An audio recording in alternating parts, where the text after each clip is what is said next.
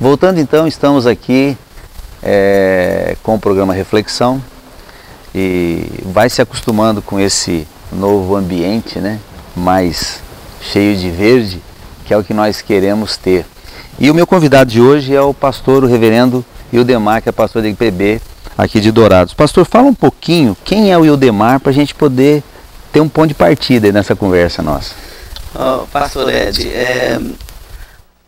Ildemar, eu sou formado dentro de uma família evangélica. Minha família é uma família de imigrantes, já somos aí a 5ª geração de evangélicos protestantes no Brasil e da Igreja Presbiteriana do Brasil.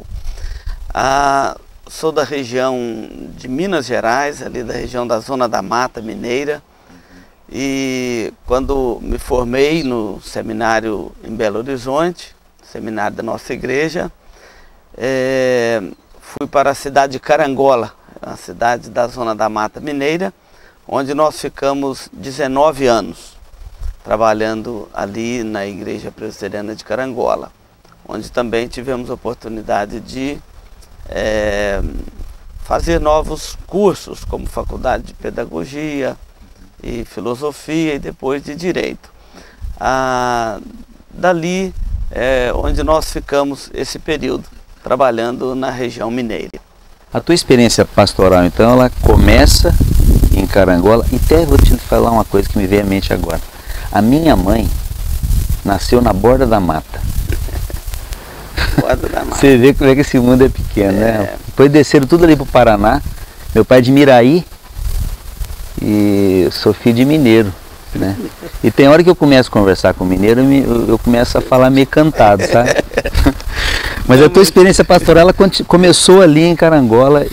Foi. E você ficou em Minas, como é que foi? Sim, agora você eu tá cheguei aqui? em Carangola, eu tinha 24 anos, eu tinha acabado de formar no seminário em Belo Horizonte, tinha 24 anos, solteiro, e comecei numa pequena igreja em Carangola, numa igreja de um bairro, e depois fui transferido pelo presbitério para a igreja central de Carangola, onde nós ficamos esse período aí de 9 anos em uma e mais 11 anos em outra, sendo que um ano ficamos nas duas. Então, são 19 anos de pastorado ali na cidade de Carangola. Uma cidade pequena, 36 mil habitantes, mas um polo de educação e saúde lá da Zona da Mata Mineira. Essa opção por vir por Dourados, como é que ela aconteceu? Há quanto tempo que você está aqui em Dourados? Foi uma coisa assim, muito curiosa, pastor. Dourados recebe muitas caravanas missionárias para visitar aqui a Missão Kaiowá. E como líder na igreja, presidente de sínodo lá da região, a gente fazendo parte como relator das comissões da Comissão Executiva da Igreja Presbiteriana do Brasil, a gente recebia os relatórios aqui da região de Dourados e tinha o papel de examinar esses relatórios. E então a Missão Kaiowá se tornou assim alvo de curiosidade de uma visita. Em 2008 nós viemos aqui com a caravana missionária, quando conhecemos Dourados, a Missão Kaiowá, e conhecemos também a cidade de Dourados, as autarquias da igreja aqui. Depois veio para trabalhar na Missão Kaiowá o Dr. Edgar, médico, pastor, e reverendo Edgar Henrique César. E foi ele quem nos indicou para estar vindo aqui conhecer a igreja, a convite do conselho da igreja local. E quando nós menos esperávamos, estávamos já acertados para mudar para Dourados. A nossa igreja lá em Carangola queria uma eleição para mais 5 anos lá, e quando acabamos já estávamos assim tendo alvo Dourados, e viemos no início do ano passado aqui para Dourados. Você saiu de uma cidade de 30 e poucos mil habitantes para uma cidade de 200, 220 mil habitantes e assumiu uma responsabilidade muito séria. Não que não a tinha lá tão sério quanto, mas uma estrutura um pouco maior, talvez. Esse desafio, como que você tem visto esse desafio novo na sua vida ministerial, né? Olha, pastor Ed, ano passado, aliás, esse ano, 1º de janeiro, eu fiz 20 anos já de ordenação, 20 anos de ministério. E depois de 20 anos de ministério, você vai acumulando as experiências, né?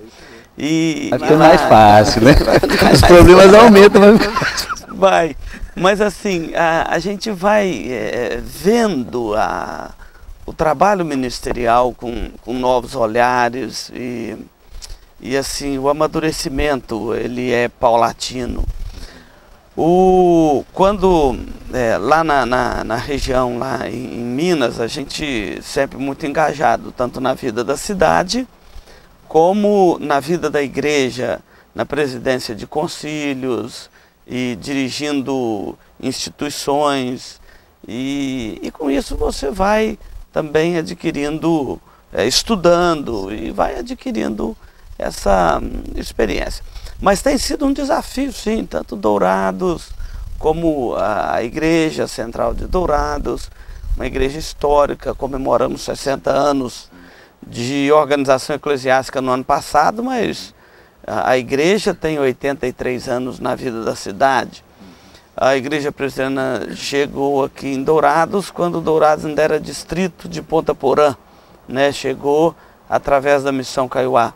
Então, assim, é uma igreja desafiadora para qualquer pastor dentro do contexto social de Dourados, dado a implicação também de suas autarquias. Certo.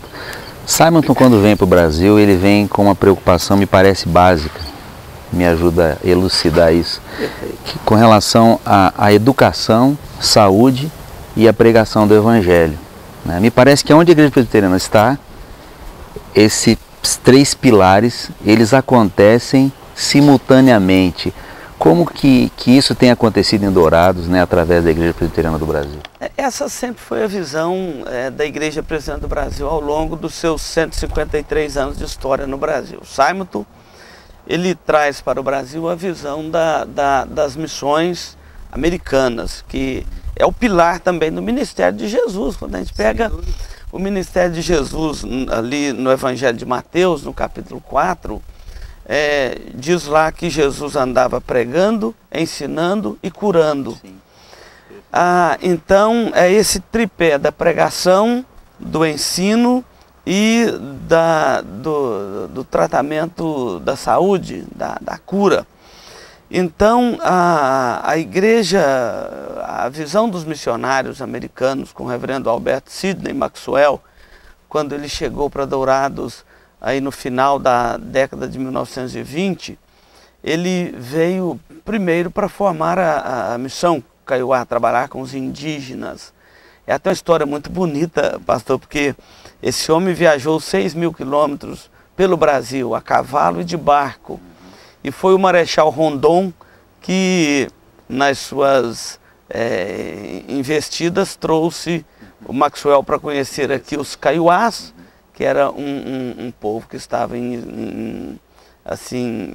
correndo risco de extinção, uma tribo, né? E ele então se interessou pela região de Dourados, exatamente por esse desafio. E depois a visão da missão foi trazendo junto com ela a escola, primeiramente a escola Erasmo Braga, depois o hospital. E então estava montado o tripé da visão protestante, reformada do Evangelho. O Evangelho não é só para a alma do homem, é também um evangelho integral, que envolve a educação e envolve a saúde. Bom, certamente falar de evangelho integral e falar desses pilares, não tem como nós deixarmos a questão política fora disso, na verdade.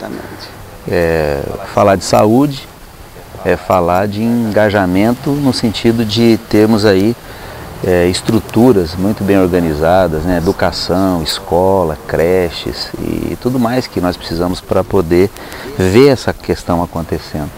Como que o pastor vê essa questão do engajamento? Como que você trata isso dentro da tua comunidade, né? E como que a Igreja Presbiteriana do Brasil transita na questão cristianismo-política, partindo do princípio que ela tem essa...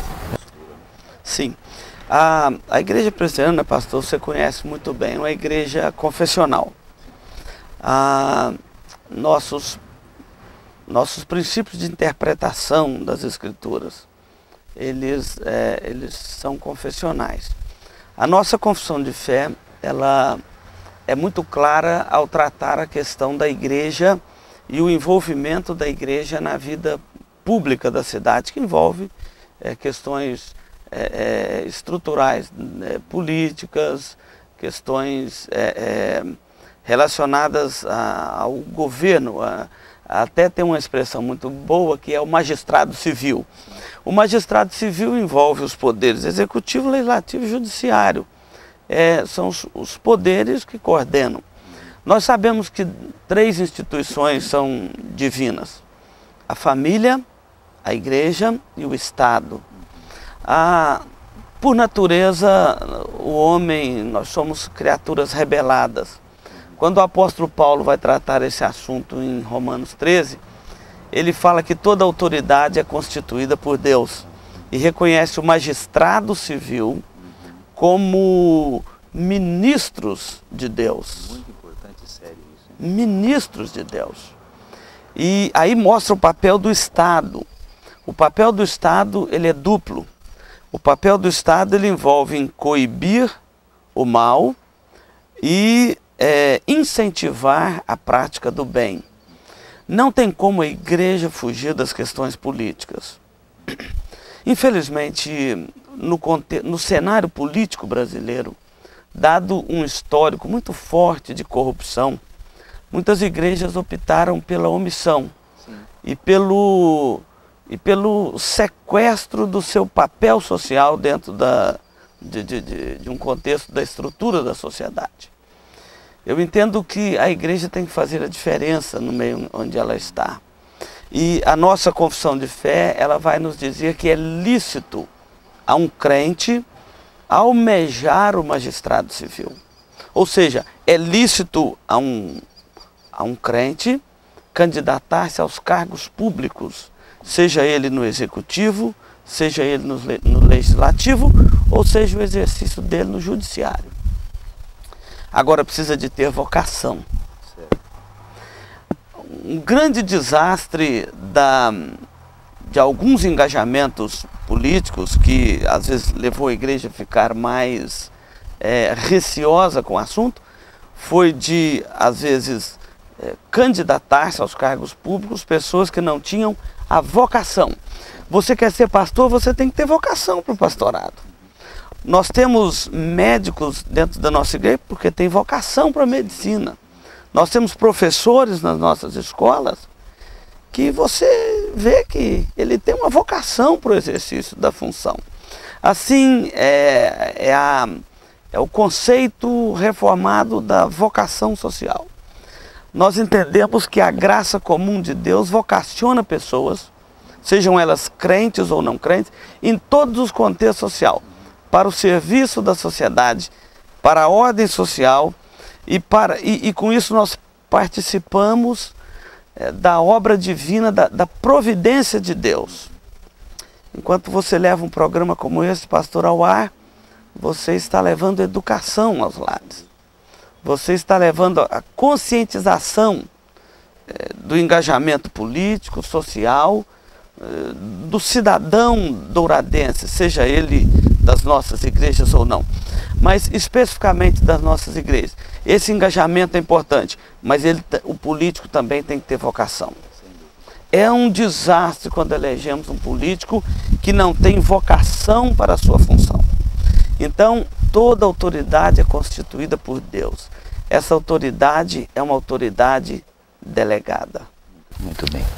Nós vamos dar um breakzinho para continuar esse papo bom aqui com o pastor Ildemar. Já já nós voltamos, tá? Tchau.